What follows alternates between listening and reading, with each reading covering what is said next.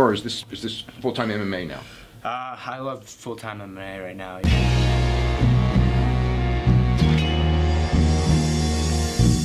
Back to the daily grind, and shout out to the full-time patrons. Make sure to hit subscribe if you're new and hit thumbs up if you're not a baby back bagel biting bitch boy, cause you know what time it is. It's full time. MMA. And UFC middleweight champion Robert Whittaker is eyeing a fight with Chris Weidman at Madison Square Garden for his first title defense.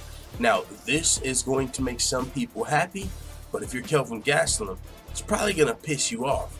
Now, for Robert Whittaker, I completely understand. You know, he's got two choices right now. There's two #1 contenders at middleweight. You got the All-American Chris Weidman, and you got Kelvin Gastelum, who's been on a Legends ass-kicking tour. Now, Kelvin Gastelum feels like he's next in line for the title shot because he's been more active. What have you done for me lately? Kelvin Gastelum's been whooping some ass lately. But the thing is, Chris Weidman, the last ass he whooped, just happened to be Kelvin Gastelum. So that's how this gets into a sticky situation. Yeah, Kelvin Gastelum has fought twice since losing to Weidman, won both of those fights, knocked out Michael Bisping, also in his most recent fight, a split decision over Jacare. But before that, he lost a pretty one-sided fight to Chris Weidman, who was able to make him look like a former welterweight in that octagon. Chris Weidman, one of the best, if not the best wrestler in the middleweight division, former middleweight champion. Little bit of a bad matchup for anybody who's coming up from 170 pounds, even if it was a long time ago, like the champion Robert Whittaker. Shoot, he used to fight at welterweight himself. So just looking at that and the fact that Chris Weidman's never fought at 170 a day in his UFC career, that makes him even a potential bad matchup for Chris Weidman, or I'm sorry, for the champion Robert Whittaker. But Robert Whittaker's like, hey, yeah, I know, you know, Weidman, some people might think he's the more dangerous fight, and that's just some people. I'm sure if you're a bigger fan of Gastelum, you might feel like he poses a bigger threat to Whittaker.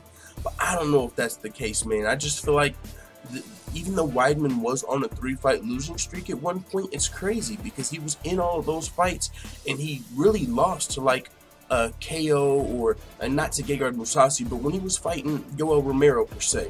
A lot of people thought Weidman was up going into the round where he got his head kneed off almost by that Cuban missile, Yoel Romero, you know what I'm saying? So Weidman did have a little bit of a setback, but he looked great against Gastelum.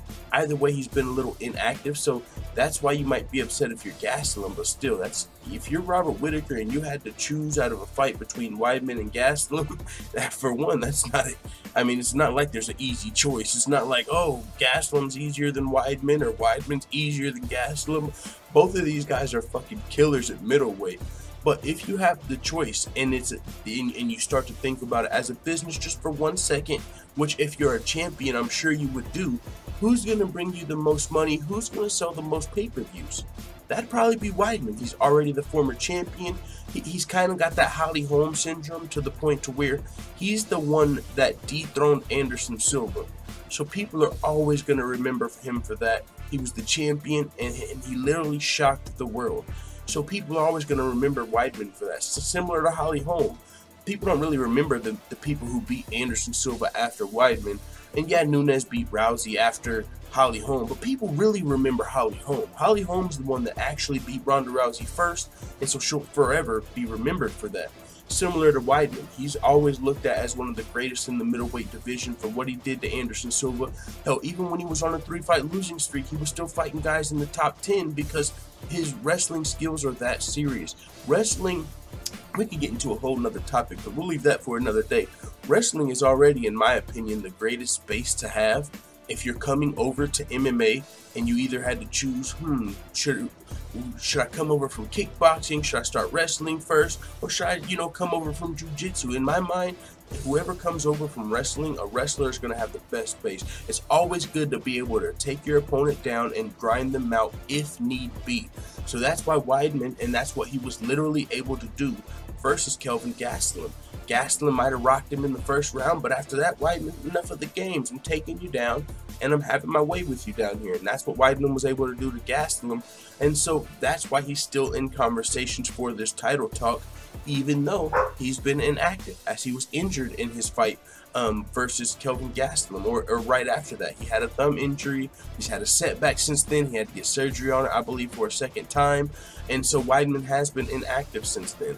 But with that being said, it seems like the choice is going to go to Robert Whittaker as of right now. If you don't know who the #1 contender is it Weidman? Is it Gastelum? There's two ways to figure it out. Either you fight for it, or the champion or the UFC picks. And these guys have already fought, so I don't think they're going to fight for it again, or Weidman might win and he would get the title shot anyway. And if you're Robert Whittaker, like, who should I fight? Think about it this way. If I fight Kelvin Gastelum, people are going to say I was ducking Weidman. If I fight Weidman, people are going to say I'm ducking Gastelum. So why not take the biggest fight, which is Chris Weidman, the guy that was the former champion. Oh, by the way, it might be in Madison Square Garden. Of course, anyone would want to fight in Madison Square Garden. On top of Chris Weidman being from Madison Square Garden, being from New York, that just gives him that much more of an edge if that's when Robert Whittaker's looking to return. And if you listen to Robert Whittaker's manager, that may very well be the case. He said Madison Square Garden is a possibility. He also continued to say Rob's the middleweight champion and his last 2 fights have been wars. So if his hands heal up as quickly as we're hoping, we would definitely push for him to compete at the greatest fight arena in the world. And Chris Weidman, the former champ, would be a perfect rival for that fight. You could imagine. I mean, hometown guy, Robert Whittaker, you're going to sell that much more tickets, possibly even pay-per-views. If you were asking today, who's the more popular fighter, therefore who sells the most pay-per-views out of Chris Weidman and Kelvin Gastelum, very likely going to be Chris Weidman, even though he isn't the champion and hasn't been in 4 to 5 fights. You know, it's just still part of that Holly Holm syndrome. Holly Holm is still selling more pay-per-views than some of these other chicks, even though she's not a champion and hasn't been in a while. She fought Chris Cyborg at UFC 219, and yeah, Habib was on the card, but other than that, it was just them, and they sold like fucking 400,000 pay-per-views. I don't know how much of that you can just give to Holly Holm, you know, a tribute to Holly Holm, but at the same time, if you ask around, if you ask your grandma, if you ask your brother, if you ask your sister, if you ask your mom, they probably know the name Holly Holm. And I'm not going to go there with Chris Weidman. Not as many people know Weidman, but maybe from the previous generation, you know, the guys that were really fans when Anderson Silva was in his prime. If you ask those people, do you know Kelvin Gastelum? They might say no. Do you know Weidman? They might say yes. So that's all I'm saying. With that being said, there's still a lot that has to happen, but it looks like if it were up to Robert Whittaker, he would like to fight Weidman in Madison Square Garden. But I'll keep you guys updated. A lot of news to get to. Got a lot to cover. Didn't have, you know, yesterday wasn't super active on the channel. I've been moving the whole office around, moving it upstairs, pulled my back out, all type of stupid shit. But we're back, we're grinding, and so make sure you let the full-time family know what you think in the comments. And before we go, shout out to all the full-time MMA white belts that have hit the subscribe button. Make sure you also hit the notification bell right next to it so you're notified every time I upload a video. And if you want to become a full-time MMA blue belt, purple belt, brown belt, or black belt, all you have to do is go to patreon.com/fulltimemma. I'm out. Bye, Felicia.